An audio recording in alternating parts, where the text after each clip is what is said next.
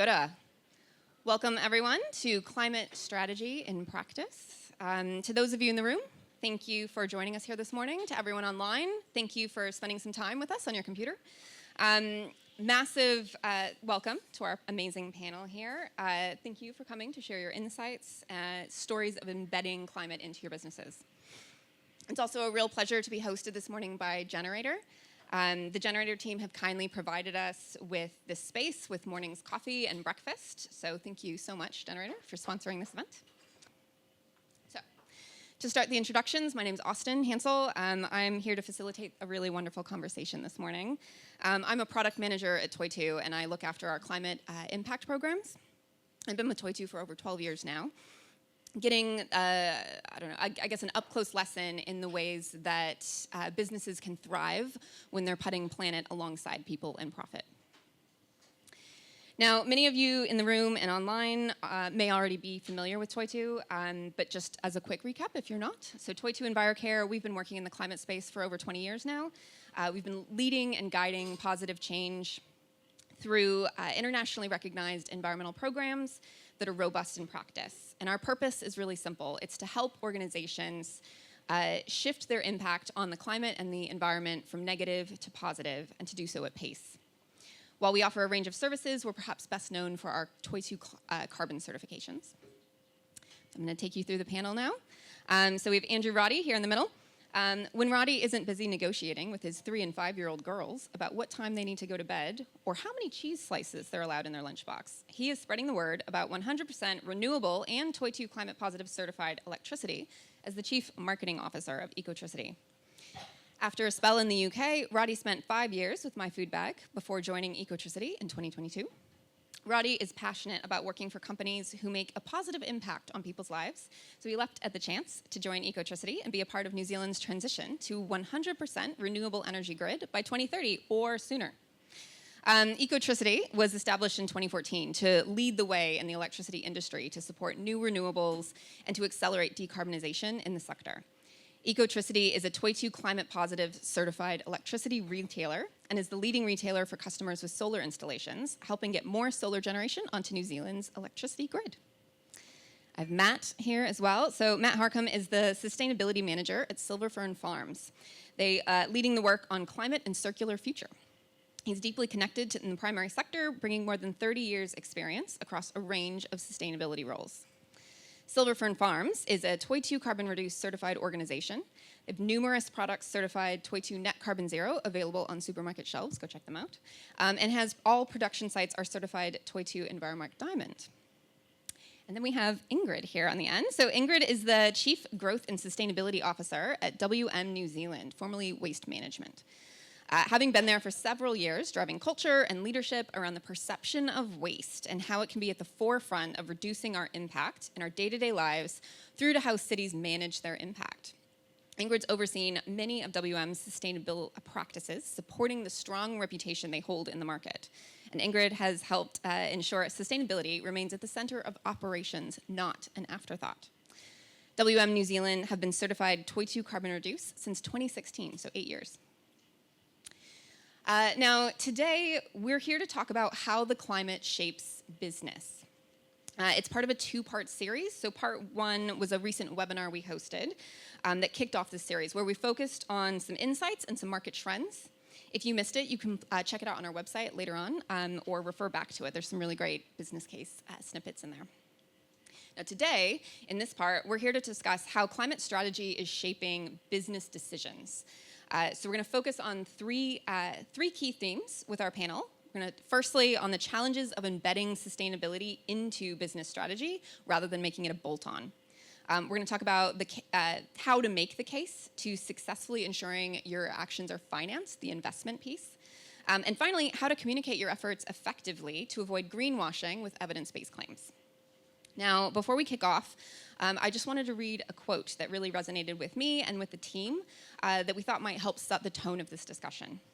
So this is UN Secretary General Antonio Guterres speaking in June. He said, "The battle for 1.5 degrees will be won or lost in the 2020s, under the watch of leaders today. All depends on the decisions those leaders take or fail to take especially in the next 18 months. It's climate crunch time. So let's get into it. So we're going to start with the panel discussion. And like I said, we're going to start with that kind of embedding sustainability into business. So now for all three of you, your industries are not sort of commonly or historically considered to be sustainable businesses by design, right? But all three of you have been able to, or your businesses, have been able to apply sustainable practices, carbon insights, the data, into your operations, into your strategy. So we're going to start the conversation looking into the sort of journey that was undertaken for your organizations. Inspiration, innovations that kind of contributed to changing the way you operate. Is there a particular catalyst maybe that really got you guys started? Happy to kick off here. So Ecotricity was founded by two legends, Al and Mark Yates. I'm sure most of you in the room have met those in your time. Just over 10 years ago, and it was born out of a company called Wind Farm Group. Al had recently come back from the Netherlands and was obviously feeling very inspired by all the windmills that you see dotted around on the land there or out in the ocean there. So their initial plan was to help develop wind farms across New Zealand. But in that stage, the market wasn't really set up for independent renewable developments. So they wanted to make a bit of a pivot, and they set up Ecotricity as an electricity retailer. But the intention was very much the same. It was very clear, and that was to help get new renewable energy projects into the pipeline and developed. So right from the outset, their mission was to help decarbonise the sector, and aligning with customers, businesses and household customers with the same values, and that's all about decarbonising the sector.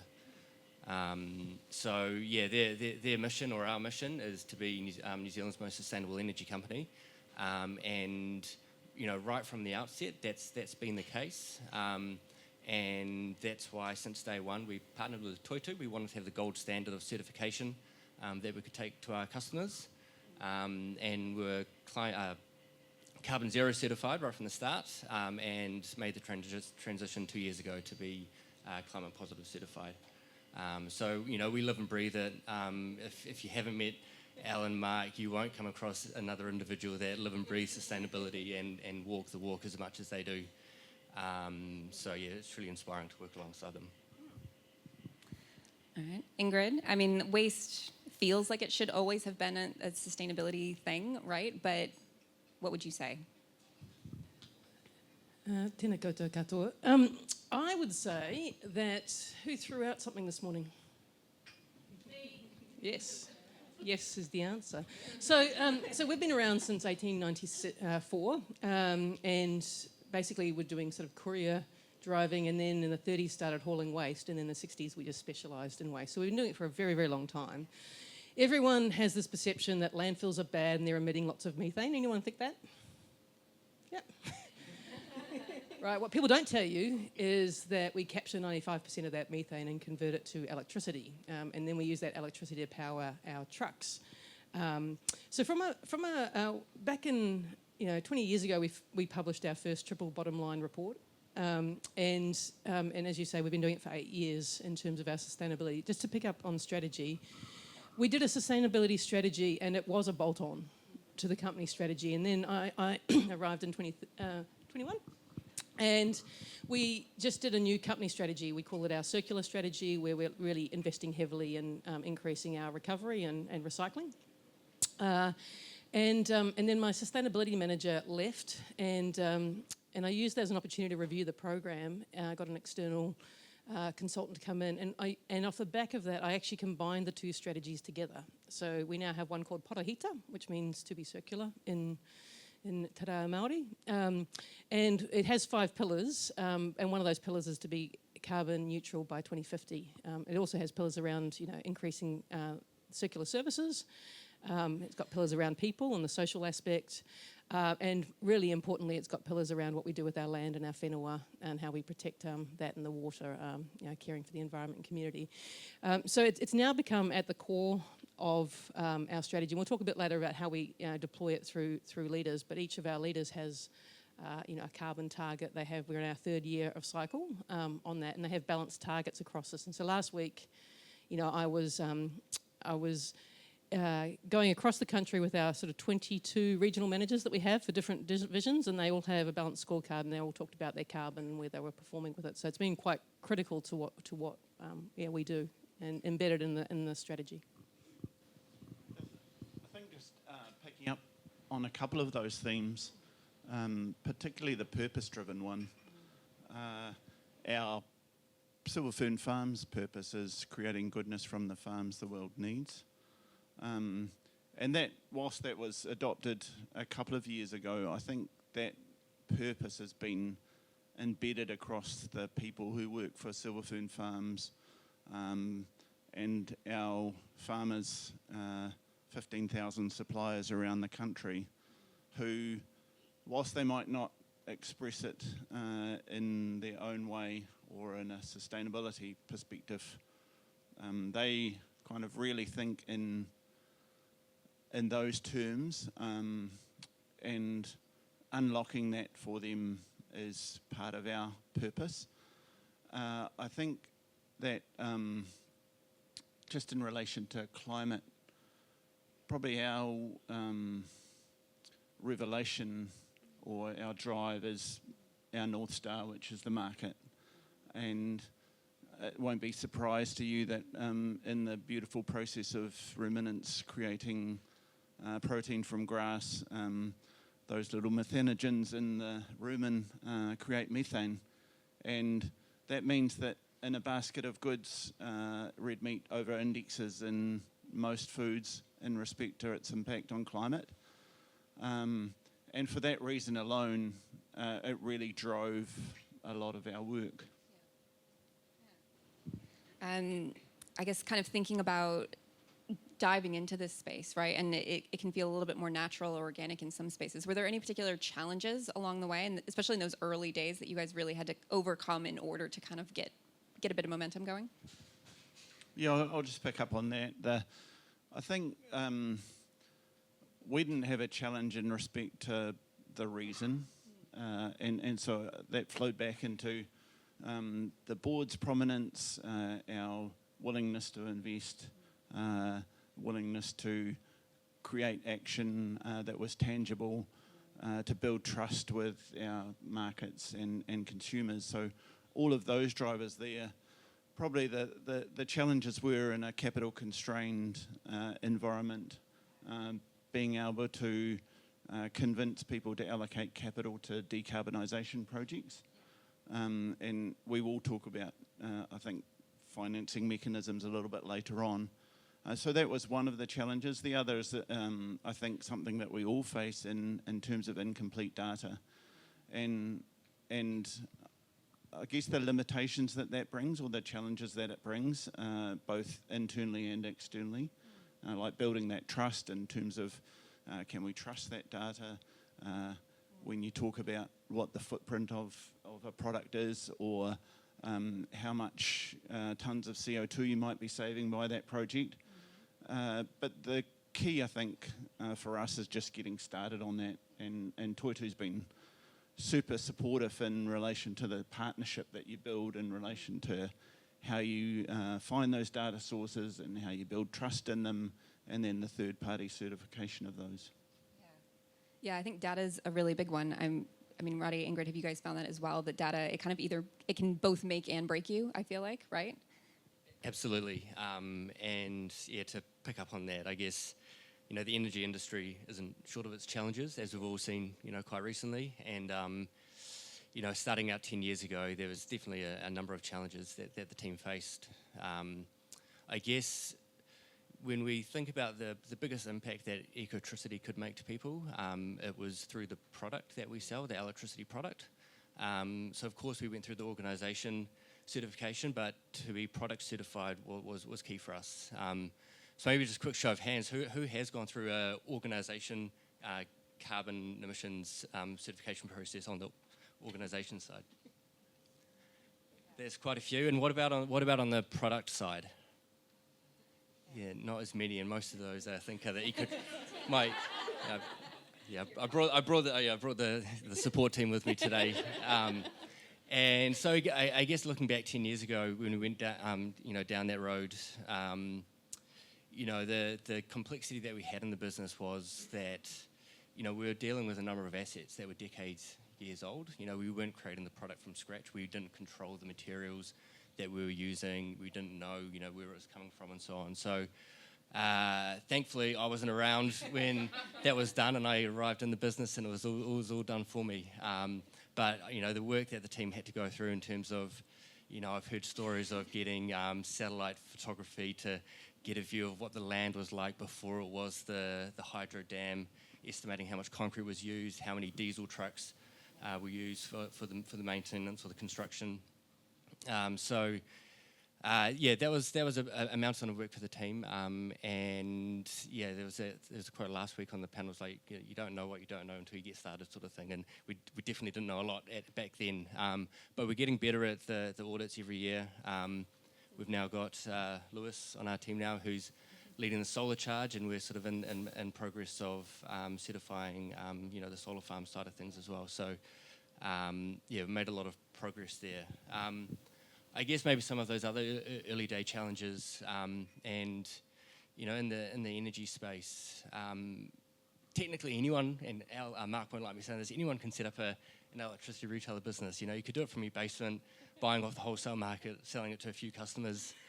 But what's really hard to do is with that point of difference, that sustainability point of difference. And what's also really hard is to be sustainable, as in survive as a business. And what we've seen over the last few decades is dozens and dozens of independent electricity retailers fall over. And so that's massive credit to Mark and Al and the team for, getting us into the position we're in now. We've been the fastest growing retailer for a few years. We've got some wonderful customers. And some of those challenges have been those sort of competitor legal challenges that have come our way, sort of challenging our position around, how our product works and so on. But that's why it's even more important for us to have the gold standard certification that we have. And we can rely on that, and we're sort of happy to get through on the other side. Challenges and data. On the data side, our data shows that our biggest emitters are our landfills, are our diesel trucks, and is recycling shipping. So having real clarity, like after COVID, we started doing more air travel, but that air travel is 0.4% of our carbon footprint. It means it's immaterial. Let's not talk about that. Let's focus where the big tickets are. And so the big tickets for us, I've already talked about landfills. We'd have over 1 million tonnes of emissions if we didn't capture that gas. They're down about 80,000, so we do a phenomenal job. We're the most efficient in the country at that. We, in terms of the diesel and the truck burn that collects up all that waste that you threw away today, that's been tricky, and it's been a journey for a while now. So we electrified our light vehicle fleet, so all our salespeople, quite quickly. But the trucks, we tried to firstly put in biodiesel and use that. That didn't work. We then tried landfill gas and powering our trucks on that. That landfill gas was too corrosive in the engines. So about 7 years ago, we went off, looked around the world and thought, okay, who can we get that can help us partner with us to help convert actually diesel trucks? So we take a diesel truck, we take out the engine, and we put in a battery kit and control system. We've got 55 of them on the road now. We did 2 million EV truck kilometre celebration on Friday, so we're pretty proud of the progress we've made. And I think it's probably more like 4 million kilometres, but we just want to greenwash, right? So, but we've learned a lot in that process. So last year we deployed 21 trucks for Auckland food waste to pick up all that waste. And so that meant that we had to take our conversion time down from 3 months to 2 weeks.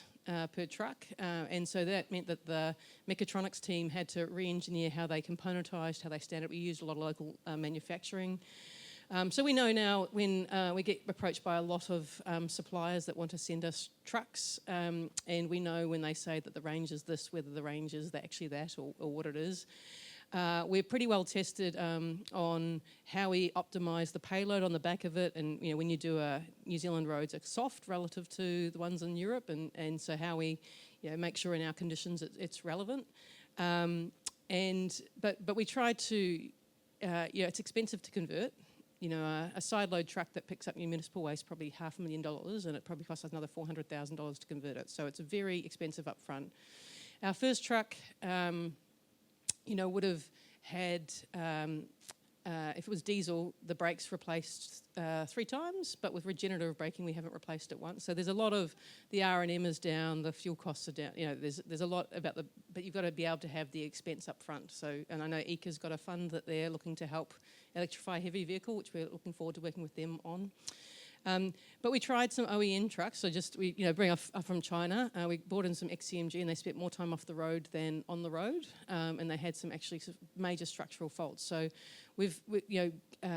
what they say, and then actually testing it in real life, you've got to be, really use your awareness on that, because it's not always works out as what the label says. Yeah.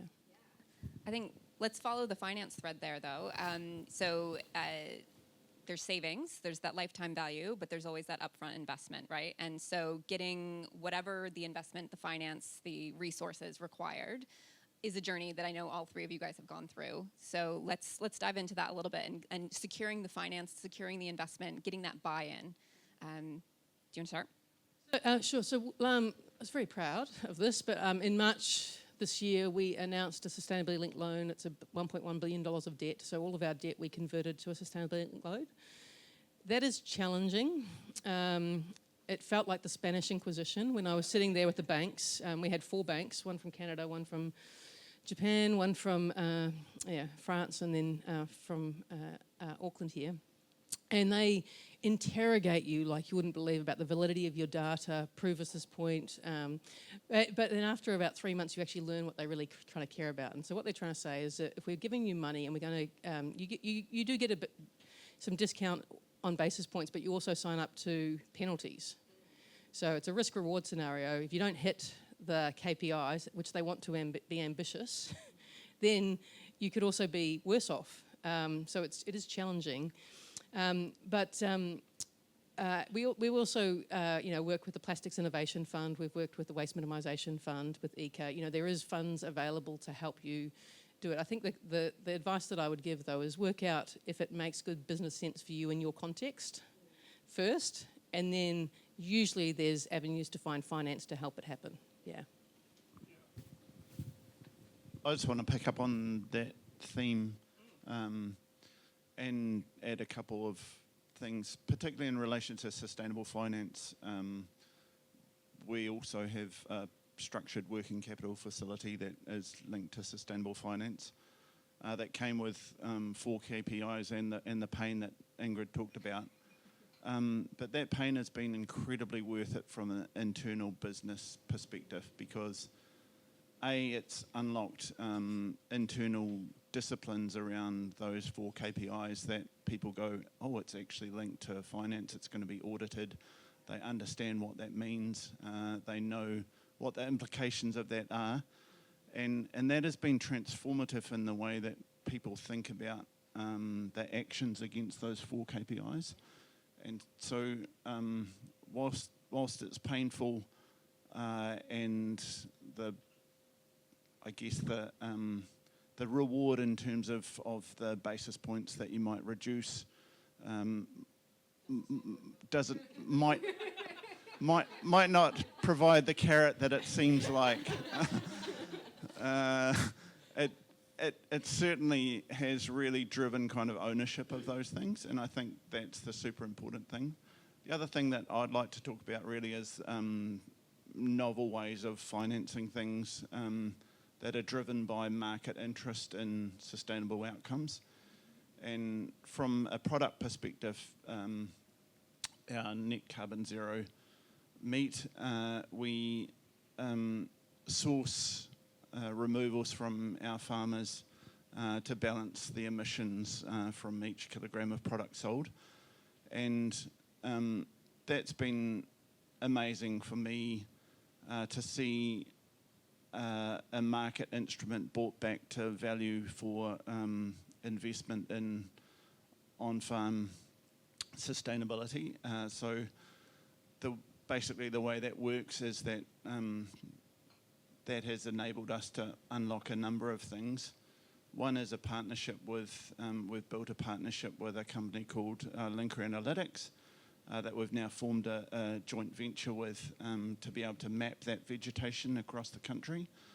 and to provide the trust and certification that that vegetation exists and that it's sequestering the amount that is required to balance off those emissions. But it's also really unlocked conversations with customers around how that money is used, and we pay farmers per tonne of sequestration, but those farmers are contracted to us and they have to spend those funds back on on-farm nature-related activities, and that's been kind of a novel way of bringing funding to those things. So not only getting the funding yourself, but then making sure that it's getting back to those like actually on the ground initiatives. Absolutely. Yeah. And I guess, you know, Ingrid has already talked about the importance for us of having the Giddy Fund to be able to support capital projects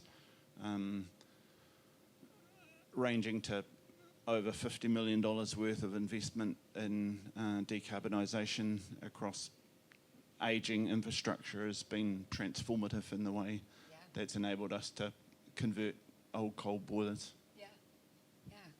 Now, Roddy, you guys were more of like that kind of, you know, you started with this mentality. What did finance look like in that? Yeah, I guess it's a bit different because from our side, sustainability investment has always felt like the right thing to do. But importantly, it's always stacked up financially as well. So, you know, we wouldn't have this success, particularly on the commercial side, you know, without our carbon zero climate positive certification, without that sort of underpinning our electricity offering. And the same with, you know, we had a significant investment into our billing platform a few years back, and it's, you know, a market-leading platform that we have that's really an enabler for how we're able to roll out our solar projects at scale.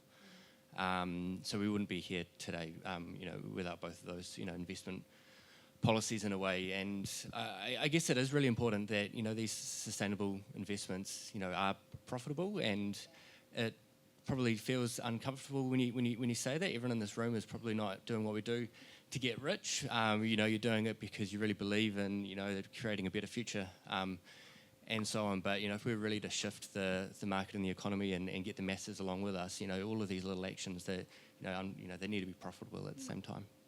Yeah, I was going to add a couple of points to that if I could. One, use it to fuel your innovation. So, you know, we had this tense conversation with our bankers where, like, our number one thing we care about is the safety of our people, that they don't get injured when collecting or processing waste or recycling. And so we're like, why don't you put it on, you know, if we have a major accident, the banks didn't want to profit off a failure. So then they said, well, everyone else is doing mental wellbeing training, why don't you do that? And that's not, I mean, we care about mental wellbeing and we have programs around that, but actually what we pivoted that one to was be a KPI about training all our drivers about climate change and the circular economy. It was quite bold because I remember, you know, you get this kind of nervous thing when you're standing up to people and say, look, this is where I think we should go. And we, like, the year prior, we trained 150 people. We have 900 drivers on the road. They start at all different times of the day and they go in all different directions. So it's very hard. And we've had to design 15-minute increment training spots for them. But we've got through 900 people so far this year, which is kind of unheard of. Like, if we stood in last year, we wouldn't be able to do it. And that's a small innovation thing, but it's, you know, worthwhile. But the other point on funding is using it. If I had $1 to spend today, what investment would I choose to put it towards? That's the, you know, and what I've found over time, because I've looked after investment for probably 15 years in different companies, is that it just sort of changes over time. So we would have done quite a heavy investment into our fleet, where we've over-indexed capital on that. Recently, it's been on our recycling kind of processing, but now it's going into power generation. You know, if I had $1 to spend, I'd put it into capturing that methane and converting more power onto the grid. We're New Zealand, like Auckland's largest renewable generator. No one knows that, but that's, you know, so you just pivot with time. If you have $1 to spend, which one do you lean into, and making that choice so it's really fitting for where you are today? It'd be my guidance. Oh, and I've got a little personal example on that. I'm a bit late to the party, but I'm finally dabbling in on sharesies at the moment. And really sort of little investments, a couple of index funds, but one being Pathfinder Fund. And super happy to say that they're massively outperforming the other two index funds that I've got. And, I know they support some great projects, locally and globally. I know someone from Lodestone here. I know they invest in Lodestone Energy. So it's great to see that in general people are moving with those times as well and investing in those sustainable, ethical investment decisions. Absolutely. Like the business case for renewables absolutely outcompetes fossil fuels at this point. It's just a matter of kind of the lagging, bringing all the laggings behind, right? We're going to shift a little bit more to our third topic before we dive into the Q&A. So last year we ran some research that identified that over 85% of consumers think it's important for businesses to take climate action. And at the same time, you see about over half of global consumers who claim to be exposed to false or misleading climate claims, right? So greenwashing. It's a massive thing, and it's gotten a lot more sophisticated. There's a lot more nuance in the type of scrutiny we're seeing in this space as well. I think all three of you are communicating about your business's climate action in different ways to different audiences, different types of consumers. But thinking about how your business communicates to in New Zealand, overseas, communicating about your climate action, making sure that it can stand up to that scrutiny. Matt, do you want to kick us off? Sure. I'll talk about it from a product perspective and consumers. Both here and primarily in the States, but elsewhere also. The first and fundamental thing would be trust. And trust is created by transparency and trust in a certification. And so having Toitu as a partner and a trusted third-party verification process of that data and what you're presenting and a mark on a pack and a trust in that mark and building trust in that mark, particularly where in our global markets where people don't know what Toitu is and let alone know how to pronounce it. But we went through a number of processes in doing so. Before we launched a net carbon zero product, we had what we called a skeptics group that we effectively handpicked some people that we thought might be skeptical about launching a net carbon zero beef product, and quite rightly so. And so we really dived into their their responses and reactions to that to be able to build communications on that front. We do a lot of consumer insight work, deeply understanding different audiences who buy our product, who we want to target, and what their reactions to that might be. And then we also engage with a number of NGOs, particularly when they're critical of any of our claims. So we make a real effort to understand what their concerns are and to respond to them. And we had, there's a group in the States called the Changing Markets Foundation, and we had engagement with them, and we were talking about what the certification is and the process that we need to go through and how it works. And they suggested, why are you not carbon labelling on pack? And we said, that's a great idea, we'll do that. And we'll go a bit further and we'll have a lozenge on pack that breaks down our product footprint, provides the full carbon footprint and the percentage of each of those areas, and shows the emissions up and removals down, just to make it clear that it's a net carbon zero product. It doesn't have zero emissions associated with it. And understandably, I think Ingrid was talking about being nervous about doing that. We've had 100% positive feedback, both from our supplying farmers who think it's great, consumers in New Zealand and particularly overseas. As far as we know, we're the first red meat product to do that, and we're super proud of that. Yeah, if you haven't seen it, it's like nutrition facts, but for the climate. It's very cool. Go check them out on the packs. Yeah. And I remember in that skeptics group, actually, that was one of the reasons why Toy2 transitioned from the Toy2 Carbon Zero to the Toy2 Net Carbon Zero, was kind of in response to some of those skepticism and claims there. Now, Roddy, you guys are talking to both consumers and businesses. What are climate claims like for you guys? How do you defend those? Yeah, and completely different across those two channels. So in the B2B side, it's a lot more straightforward.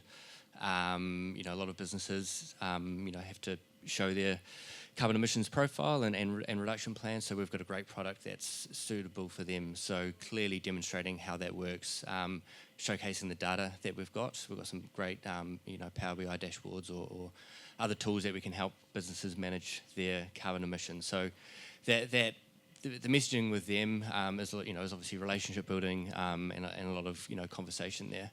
The B2C side is a lot more challenging. The energy market is quite a price-driven market, which you see from most retailers.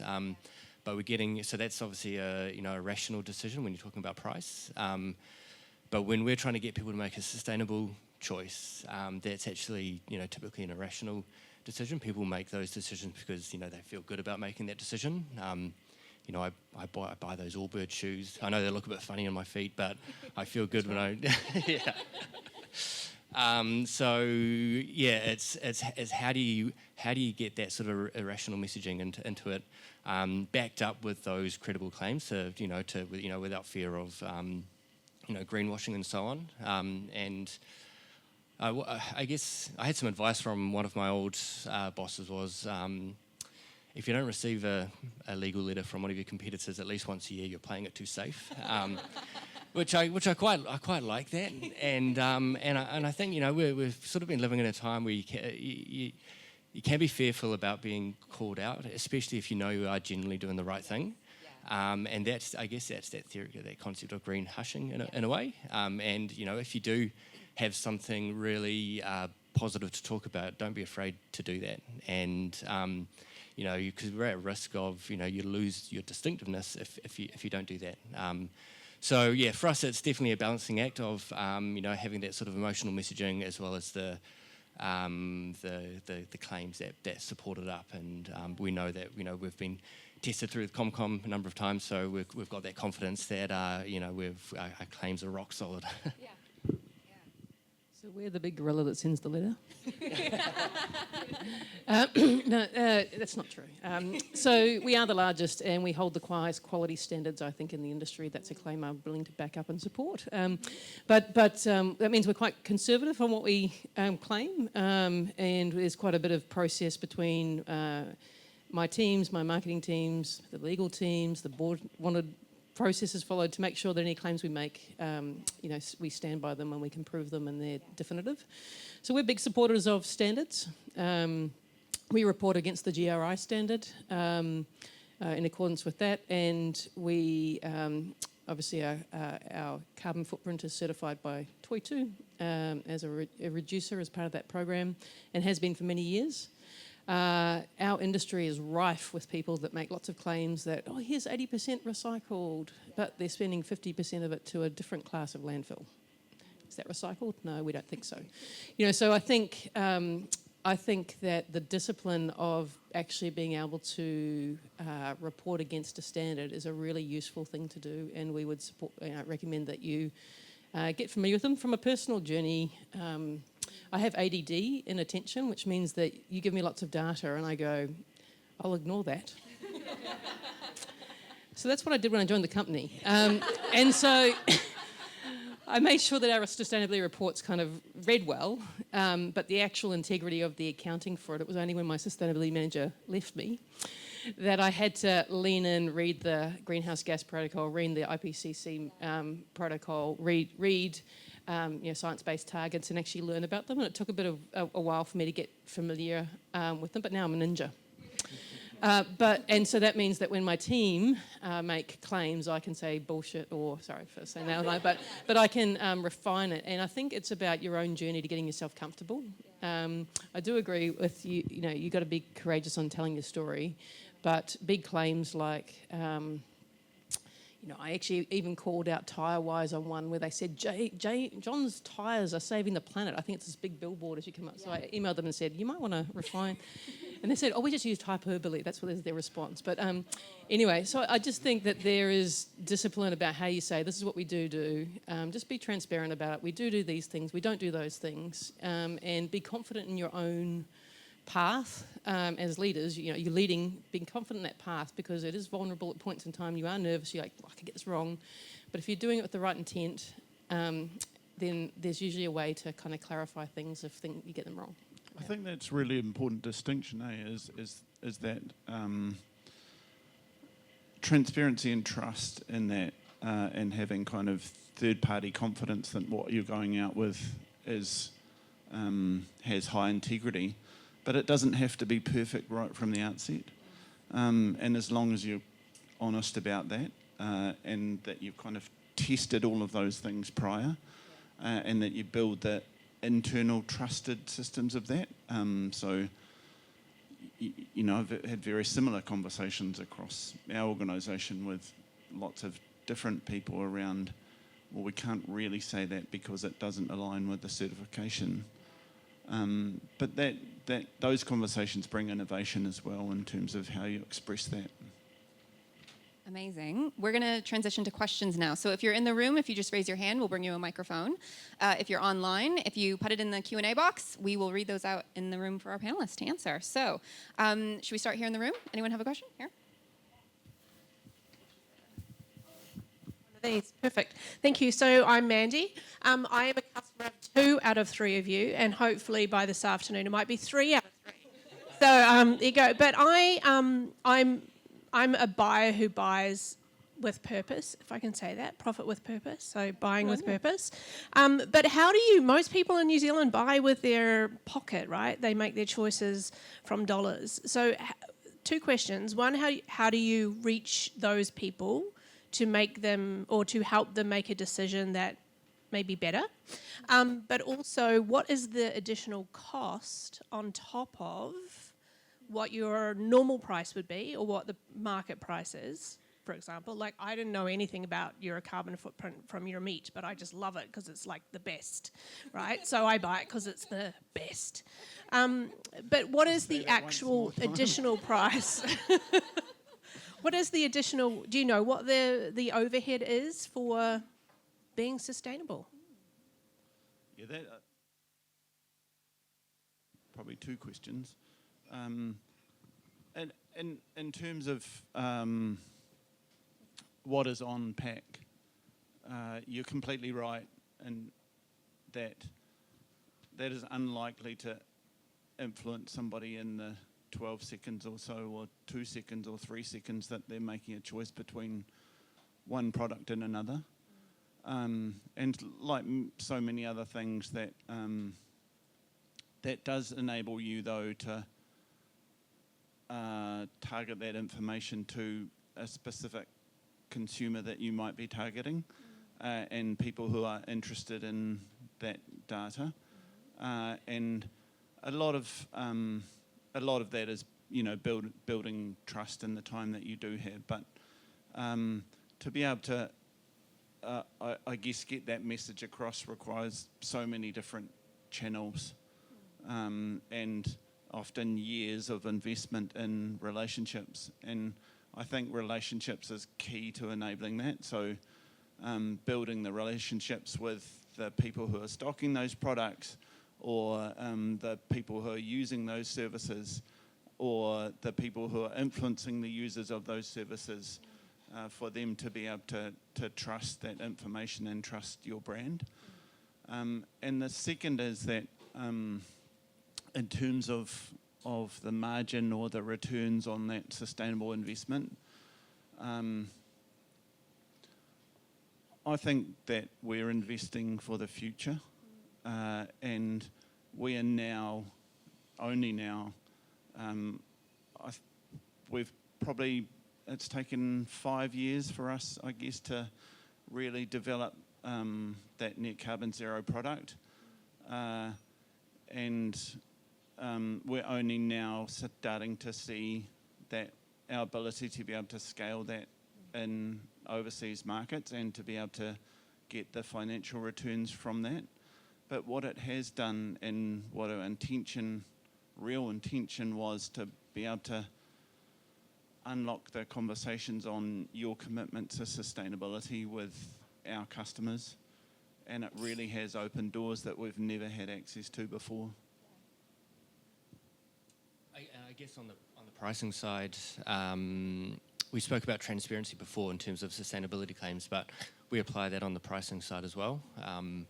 The energy industry isn't very good at doing that. If you're ever comparing, your current invoice to a potential new retailer, it's pretty hard work trying to, understand if you're going to get a better deal or not. So we do the opposite, and we make sure that we outline every line that goes into the electricity invoice, from your energy rates, your transmission fees, the EA levy, and we do have a line in there for the certification as well. And it had actually the opposite effect. The other day I was reading a comment where someone was like, "Oh, what are all these extra costs on my invoice?" They didn't realise that that's actually just everything that goes into electricity bill. But we try and be super transparent, and give people all the information they need up front before they make those decisions. But you're right, it's a very price-driven market. People think about their invoice and how is it going to get lower by choosing a different retailer. So it's that combination of tapping into the emotion when we're especially in that B2C space, around trying to engage with them and getting them on the journey with us. I mean, you've said sustainability, which is a big broad term, which I think is misunderstood by a lot of people. So there's emissions and then sustainability, and if I look across sustainability, our SMEs don't care so much. They care about you picking up the waste on time, reliably, and taking it away. Whereas our larger corporate customers and national customers, do care about kind of the emissions factor from waste. So it scales to. Some people buy on relationship. They, who do they know, like, and trust? They've got a friendly driver. When we surveyed what people care about, friendly driver came out more important than the account manager. And in Christchurch, they care more sustainably. Actually, they having more recycling options is more important to them than in Auckland here. So just every different people care about different things. It really would be hard pushed to say what's the I'd call it quality investment that we make, because it's around our driver academy, how we train them. It's it's around the land quality on the landfills, and so I just could not tell you, but there is definitely a price premium. You would think with our economy of scale that we would be more efficient, but actually because of the quality stakes that we invest in, we've got a higher cost point than our competitors as well. So we won't in many cases be the cheapest, and we don't strive to be. But we try to be, or we intend to be the most reliable, the least safety issues, and the lowest emissions footprint that is verified. Yeah. Nice. I think we have a question online. We do. So we've got one for everyone. So how did you develop or add to the systems and processes already in place to record sustainability specific data, as you found that more and better quality data was needed for business decisions? We did our first materiality exercise with a company called ThinkStep, who've been good partners over time, and we've used their tool called Sophie to help us, calculate and store our data and use it and analyse it. That was 8 years ago. There's a whole range of ones that you can use now that can help you do it. So yeah, having someone that can make it easy for you, because it's hard, and save you time on doing kind of the emissions factors for the different kind of supplier spends is useful. Yeah, sorry, Roddy. Just building that. Now, I think my reflection would be that looking for, definitely from us, from a kind of global perspective, looking for external accreditation or frameworks that enable you to build that data in a way that will be recognised globally, or is aligned to a specific framework is really important. I take an example of our membership of the Kai Commitment, which is New Zealand's goal to reduce food waste by 50%, and that has enabled us to really unlock a whole lot of business insight in respect to reducing food waste. And whilst our actual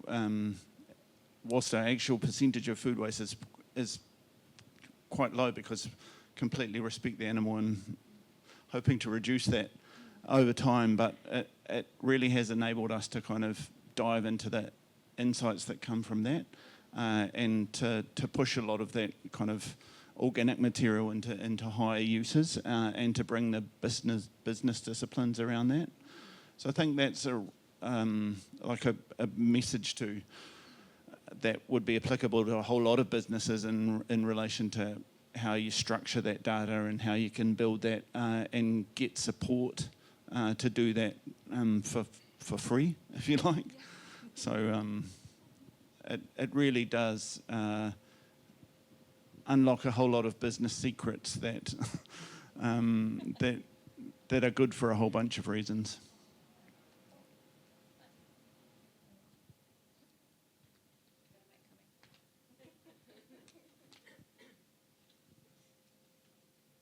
Thank you. Great presentations, all of you, and emceeing Austin. I am a customer of all three. So you were talking about the KPIs that you have, these big audacious KPIs. Obviously, to achieve some of those targets you've got in that, you've probably got to bring a lot of your suppliers on the journey as well. So sort of how are you, some will probably already be on the journey, but how are you bringing those that aren't? Yeah, I'd love to say we've mastered that, but we haven't. So we're immature on our journey in that space. I think we have a view that the big climate issue is the use of fossil fuels as opposed to organics. So, from a procurement kind of policy for materials, we're trying to make sure that the things we buy have more organic materials as part of them. We've audited, we have like 3,200 suppliers. 2,500 of them, SMEs, or we spend less than 250,000 of them. So for them, we've released lots of things like, here's some free recycling videos that you can use to train your staff on. But we've gone and done an audit of our top 50 suppliers on both ethical grounds, on their climate statements, are they targeting net zero, etc. We're just doubling down on our investment in our procurement team to uptick kind of what we do around that space, but we don't have any capacity for auditing their claims or things like that. So we're new into our journey on that space. But the embedded in the culture, I think, is that the belief that that actually, from a procurement, if you could buy the things that were grown in your lifetime, in terms of the materials that make them up, then that's the better outcome than something that's got plastics as part of it. I think we could talk all day, but we are going to have a lightning round, final question for each of you. In 30 seconds, can you each describe your personal drivers for undertaking this work and working in a business that prioritizes sustainability and takes climate action? Just go. Yeah? 30 seconds. No pressure. Excellent. I grew up on a farm, and being connected to the primary sector has been incredibly motivating for me. And I feel like most of my roles have come to this point.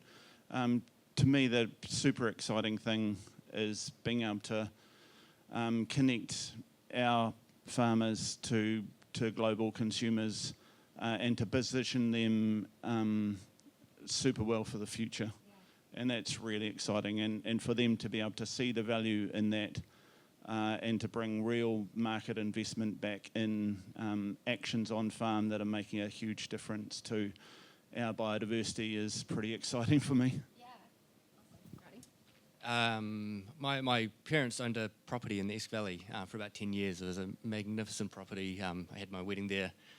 Survived the Napier earthquake, but it didn't survive Cyclone Gabrielle. So it's so sad to see what happened to that site.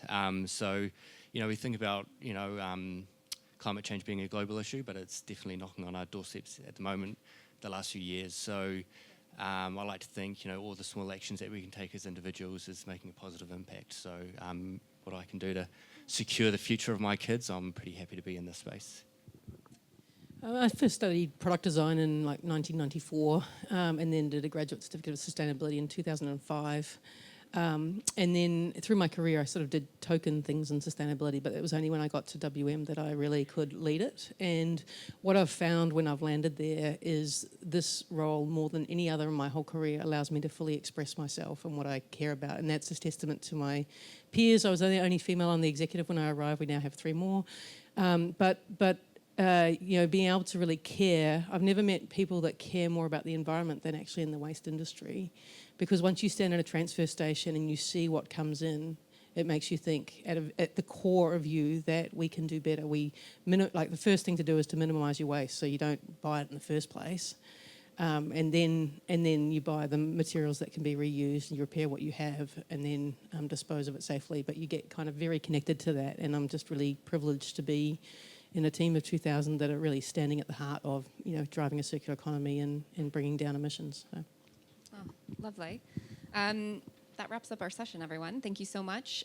Thank you to you all who are here this morning, both in person and online, for joining us today. We really appreciate your time and your attention. Thank you to Generator, again, for helping us host this important discussion. The generosity can go a long way. And of course, a massive thank you to our fantastic panelists, Ingrid, Matt, and Roddy.